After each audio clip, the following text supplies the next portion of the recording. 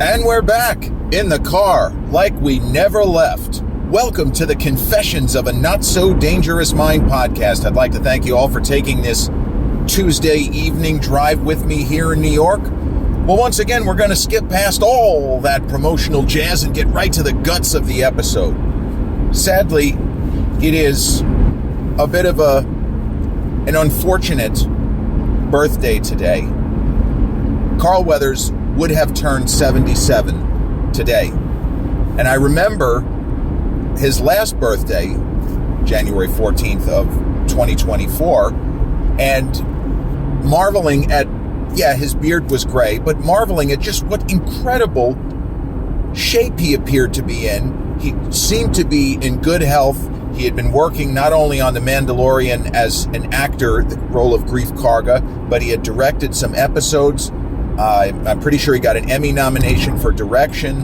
And I think he also got an Emmy nomination for playing Greef Karga. So this was somebody who was active.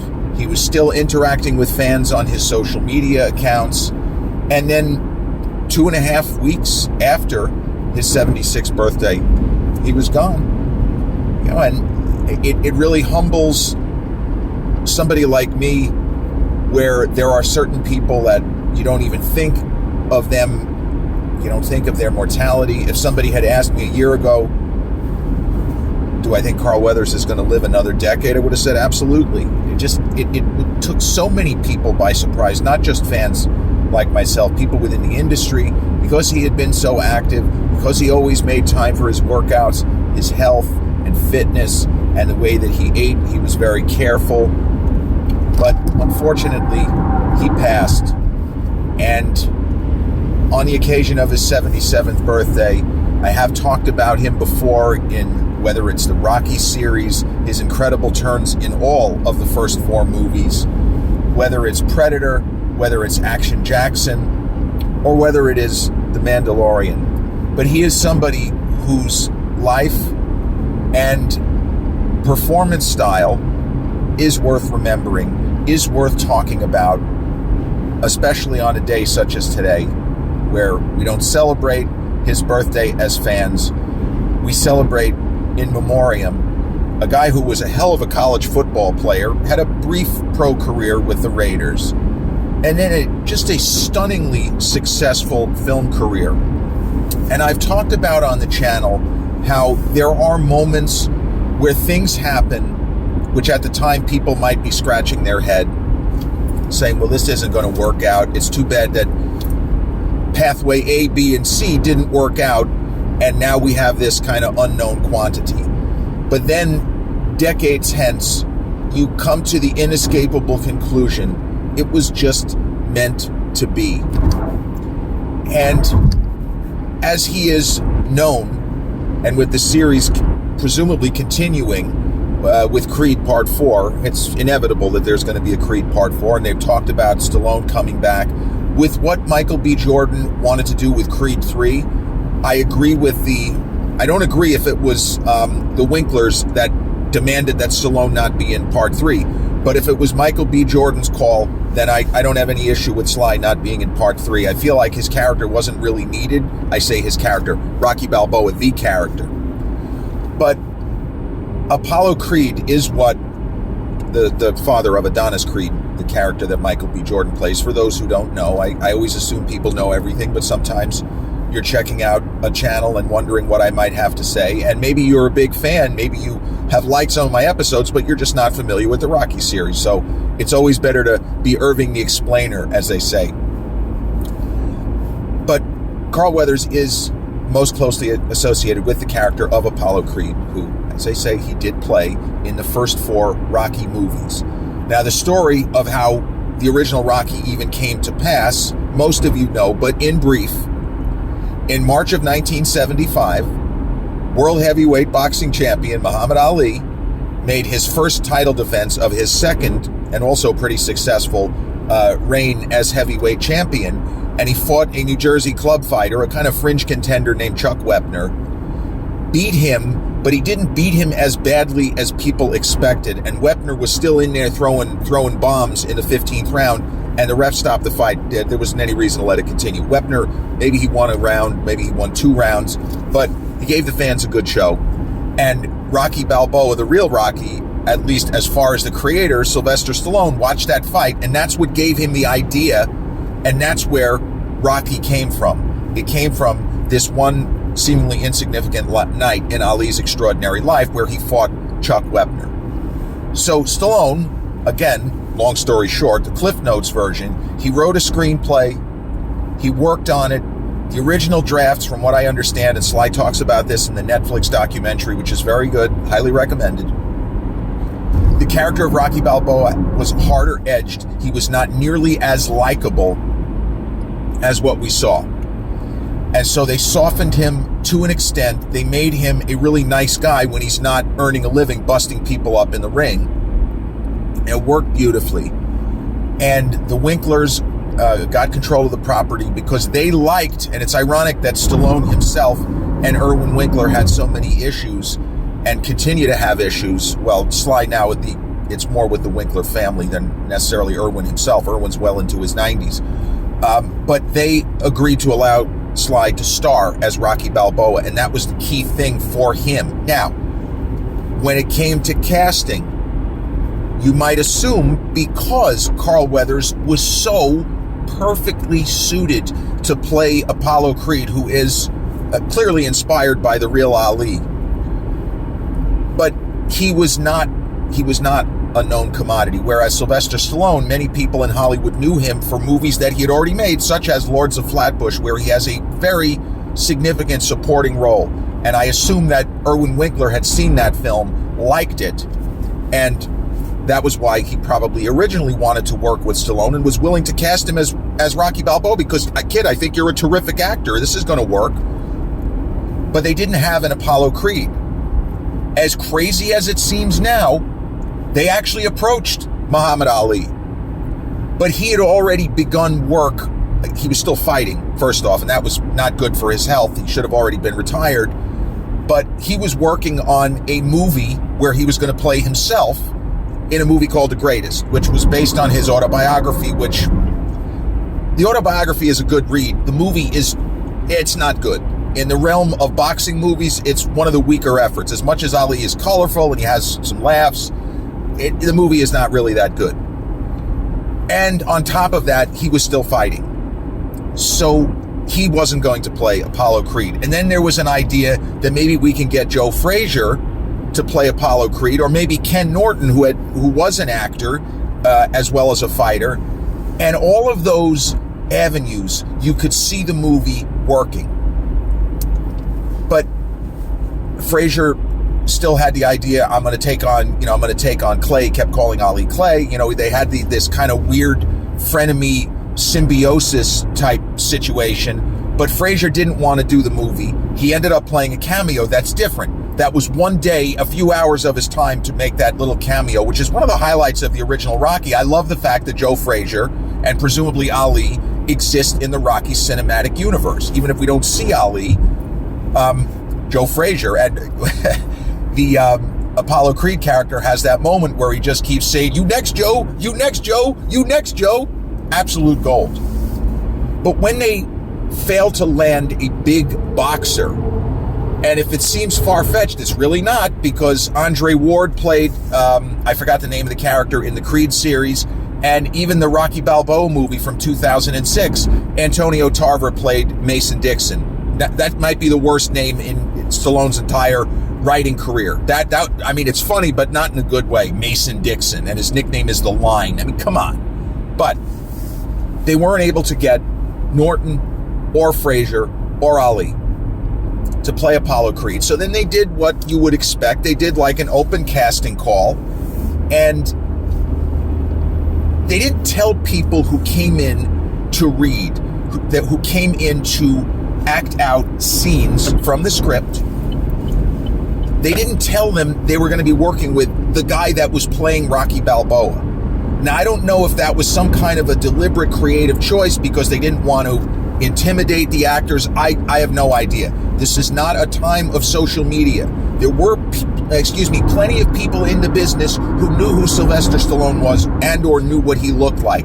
But to many people, certainly those who would be going on this sort of casting call, maybe they hadn't seen Lords of Flatbush or Farewell My Lovely or his 30-second cameo in Woody Allen's Bananas 5 years earlier. So they tested a number of very athletic looking people, but they didn't find, and this is something where Stallone was working with the producers closely. One wasn't going to go without the other. If he liked an actor, there was a greater chance that that they were going to cast him, as opposed to, well, the Winklers say they want this guy. They wanted it to work. There needed to be the sense of, we're all kind of making a decision here. What do you think? So they tested a number of people. It just wasn't clicking. The chemistry with Sylvester Stallone didn't feel like it was there. And that is when Carl Weathers walked into the audition, and he did not recognize, I guess he hadn't seen Lords of Flatbush or the other movies I mentioned. He did not recognize that, okay, because there's a version of this story where he knew who Sylvester Stallone was, and he says, okay, this is the kid that apparently sold this script, and I thought he was pretty good as a tough guy in Farewell My Lovely, and he was funny with whatever. But he did not know that he was reading with the guy that wrote the script, and the guy was going to play he was going to play Rocky Balboa. He did not know. Carl Weathers did not know. So they run a couple of scenes, including a very iconic, the scene where he announces the fight, and Apollo Creed and Rocky Balboa have a few laughs, mostly at Rocky's expense, but it's still, there's a spirit of, I want to say patriotism, because they're having the fight when they're having the fight, 1776, 1976, the Italian Stallion, all that stuff. So that was one of the scenes that they worked on. And from what I've read, Carl Weathers did great. But he was convinced that he had blown the audition. He was convinced that I sucked. And the reason why I sucked is this knucklehead they had me read with. So supposedly, before Weathers left the site where they had the audition, he said something, and I don't think he said it to Stallone. He might have said it to one of the Winklers. I don't know that either. Or Robert Chartoff, that was the other guy. But he said something to the effect of, if you had me act the scene with someone who knew what the fuck he was doing, I'd have done better. Words to that effect. He was upset because he was convinced, there's no way I'm getting this part. This guy fucked me up because he sucks. The producers had actually thought that Carl had killed the audition, that he was brilliant, that he was great.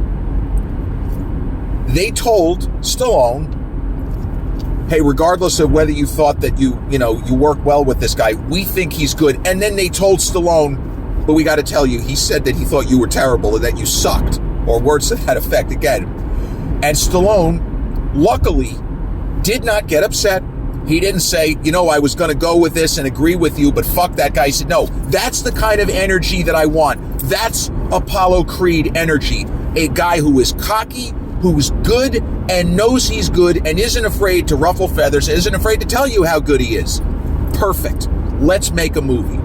So, needless to say, Carl Weathers was beyond shocked that he ended up getting the part. And he did not just play the role of Apollo Creed. He inhabited it. He became this fictional character as much as Sylvester Stallone became Rocky Balboa. In every sense, body, mind, and soul, we believe it. Carl Weathers became Apollo Creed. And from a broader sense, the evolution of the relationship between the two guys, I don't know how far in advance Sylvester Stallone, did he always have ideas for sequels? I don't know. But the one thing you don't expect, or I certainly didn't expect, after seeing the first movie and then watching Rocky II on TV, I guess I had a different expectation for how fighters would relate to one another after they fought. And yeah, I had seen guys congratulate one another, but the scene in Rocky II where both guys are going to be in the hospital for a while, it's a little like the Ali Frazier fight from the perspective of the first one, the fight of the century, which was so grueling and so brutal that Joe Frazier, no offense, he he had to be hospitalized. And he was in the hospital for quite some time because his blood pressure was elevated, and the idea that he could have died is horrific. But the two guys, Rocky Balboa and Apollo Creed, after this incredible 15-round battle in the first Rocky movie, they're in the hospital. And Rocky goes to visit Apollo in his hospital bed, his room. And there's no antagonism. Yes, they're going to fight again. We know because the movie Rocky II climaxes with that. But this is not a moment of antagonism. There is a part of Rocky Balboa that still believes this can't be real. I couldn't have just almost beaten the undefeated world heavyweight champion. And he goes to me, he says, Apollo, I'm sorry to bother you, but can you just, did you give me your best tonight? Did you give me your best? And Carl Weathers, the way that he answers the question with such sincerity, just the way that he says, yeah, I did. He sells it. When the cameras aren't on, there's no one around, it's just the two combatants. He's going to relate to him like he's a normal person. He's not going to put on a show, because there is no show. The guys have been beaten to within an inch of their lives, both of them. I gave you my best, Rocky. He doesn't need to say, that's the closest I've been to dying in the ring. That's the closest I hope to ever get to dying in the ring. Unfortunately, he would end up being wrong about that. But every moment of Carl Weathers in those 4 Rocky movies, well, 3 1/4 or 3 1/3, right? Because of Rocky IV, spoiler alert. The concentration, the focus, the intensity of his performance never wavers. And Carl Weathers, throughout his film career and even on TV, the intensity, the conviction and the commitment that he brought to every role, even though he played characters who were so different. When you look at, to me, the 3 main characters he played, I'm not counting Greef Karga in this, but in his film career, Apollo Creed, Al Dillon from Predator, and Sergeant Jericho Jackson from Action Jackson, an action movie, it's objectively a terrible movie, but I love it anyway because Carl is so dynamic in the lead role, and a lot of really great supporting actors in that film, from Craig T. Nelson, who was about to become a huge TV star on Coach, Sharon Stone, who was rising like an absolute bullet at that particular point in her career, and the late, Denise Matthews, who went by Vanity. She had previously been in The Last Dragon. But Sonny Landham, Carl Weathers' old buddy from Predator with Arnold. And it's just one of those movies that even if the Rotten Tomatoes score, Robert Davi, I'm sorry, I forgot about Robert Davi. Robert Davi is in the movie early, and he doesn't last very long, spoiler alert. But he's another interesting actor, a guy that always brought his A game every movie. He was in Die Hard, as Big Johnson later that year, 1988. You look at the Weathers performance style, very direct, engages the other actors on screen, really attempts to have the chemistry with whoever he's on screen with, whether male, female, it doesn't matter. You never feel like he's acting in a vacuum. He never came across like somebody who was just reading lines from a script. He always felt like this is really the guy. And in the movie Predator, even that character, who would have thunk, if you just, without knowing anything about Carl Weathers' film career, would you have ever guessed that he would play the dissenting voice in a horror movie? Al Dillon is the key component to tell us Predator actually is a horror film. Because in a classic horror film, there are 4 phases. And think about Predator. There are 4 phases in a typical horror film. Phase 1, onset. It's just what you think. The movie Jaws, onset is everything right up until Sandy gets attacked by the shark, right? Onset in Predator is everything that we see until the Predator kills the first person. Discovery is Dutch and his gang of merry men, all well-armed, literally and figuratively well-armed in the case of Schwarzenegger with his 22-inch arms, or whatever it was, and Jesse the Body, and Sonny Landham was also just jacked. But they discover, dead body, Hawkins is dead. Something crazy is going on here. But Carl Weathers, as Dylan, he keeps saying, no. There's bad stuff going on, but it is of human origin. No, it is not. There is an alien. And eventually, he gets convinced. He confirms, yes, I am in a horror movie. This is a Friday the 13th, Nightmare on Elm Street style movie where there is going to sadly be a final girl, and my name's not above the titles in the way that Arnold's is. He's going to be the final girl. It's one of the great ironies is that not only is Carl Weathers the confirmation in a horror movie, but Arnold Schwarzenegger, all 240 pounds of him, is the final girl in Predator. Now, I mentioned how Action Jackson, that's the only movie with Carl Weathers that I saw in theaters. I understand Happy Gilmore is my generation, and I'm supposed to have gone to the movies or seen it in the movie. I did not. That movie to me is just okay. I know it's sacrilegious. I love Adam Sandler, but Happy Gilmore is just okay. He's funny as Chubb, and he came back, Little Nicky, they threw him in there. He's great. But the movie as a whole, it's okay. It's a 2.5-star film. If you ask me, the Adam Sandler of the 90s, I much prefer The Wedding Singer. Way prefer The Wedding Singer to Happy Gilmore. But Carl's performance style, the way that he made eye contact with other actors, that we feel it. We feel the gaze.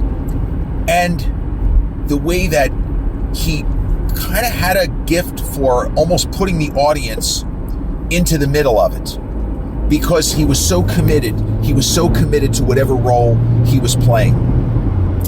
And look, he knew enough about movies, and so did the rest of the cast. So did Sharon Stone, who made her share of disposable actioners like movies with Richard Chamberlain, Alan Quatermain, those kinds of films. Sharon and Carl and Craig T. Nelson and Jack Tebow, another terrific actor from the era, and Robert Davi, they knew that Action Jackson was not going to be high art. They knew that it was popcorn, munching, trash, guilty pleasure entertainment. But you can't tell from Carl's performance. The character has, it's one of the great backstories ever in any movie. Specifically, it's so preposterous. That's why it's such a great backstory. So, without knowing anything about Action Jackson, you have a Detroit cop who probably eats thumbtacks for breakfast, lunch, and dinner. This guy is so tough, he's one notch below the Terminator. Tough Detroit cop. He had been lieutenant and he was busted down to sergeant because of an altercation he got into with a sex offender where he almost ripped the guy's arm off. And that's Craig T. Nelson's character's son in the world of the movie. So that's where you go with that. But his character backstory, he was a high school track star who went to Harvard.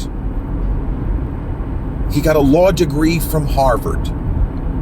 Now, as speaking of Predator actors, Bill Duke, I forgot about him. Terrific filmmaker as well as actor. Bill Duke directed Deep Cover in the early 90s with Lawrence Fishburne and Jeff Goldblum. Almost forgot about that.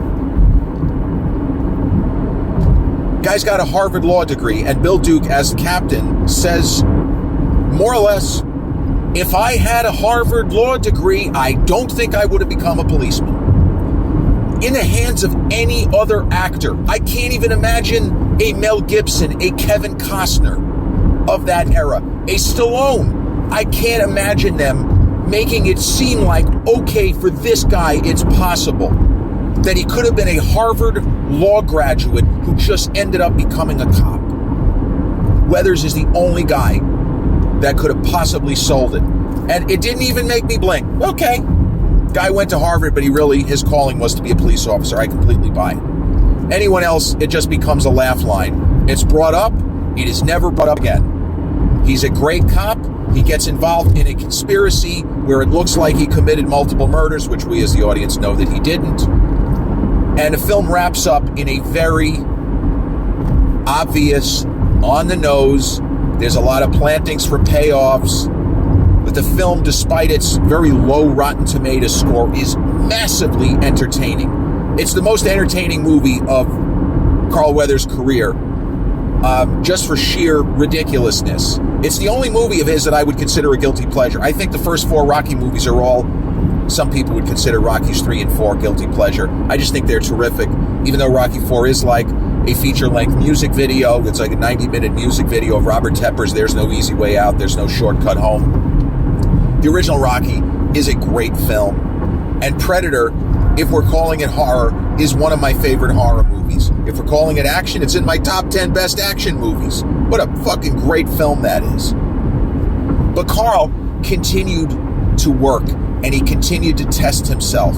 And for example, with The Mandalorian, people wouldn't have automatically assumed or felt, oh yeah, he's perfect for this. This is exactly the kind of role that you would expect Carl Weathers to play. No, but it showed he could appear in a different kind of science fiction than Predator with the science fiction element. That he could be believable as whether the character at various points is antagonistic. Is he an anti-hero? How do we sum up Greef Karga? And how do we sum up the life, the career, the legacy of somebody as talented, as brilliant as Carl Weathers? You know, there have been actors who ended up in the movie business, not ragging on anybody, but maybe they didn't really have the talent. Athletes who ended up in the movie business, where you say to yourself, this isn't acting. They're just basically performing as themselves. And I love Dennis Rodman as a basketball player, but in a movie Double Team with Van Damme, he's basically playing Dennis Rodman. Carl Weathers was somebody who worked at his craft. He was somebody who took acting very seriously. And he happened to have enormous talent and an almost limitless ability to connect deeply with his co-stars and the people he was on screen with. I mean, the actress, I don't remember her name, who plays his wife in the Rocky films, it feels like a real couple. It feels like a real marriage. And it's a tribute and a testament to just how great that guy really was. I'm sad he's gone, but he was a blessing, not just to Gen Xers. He was a blessing to cinema, the crazy, contorted circumstances that enabled him to get into the Rocky movie in the first place. The universe is thankful, but it does feel like it was just meant to be. His movie career, it was fate. It was supposed to happen the way that it did. Happy 77th birthday in memoriam to the one and only Carl Weathers. This has been episode 409 of the Confessions of a Not So Dangerous Mind podcast. I'd like to thank you all for spending some of your Tuesday evening here with me in New York. Check out this episode on the YouTube channel. Haven't done so already? Please click like, subscribe, comment, share, turn on those notifications. Or if you catch this episode on the audio platforms such as Podbean, Spotify, iTunes, or the others in which we're hosted, same general rule applies. Click like, subscribe, share, and turn on those notifications. I'll be back with a new episode real soon. Until then, peace.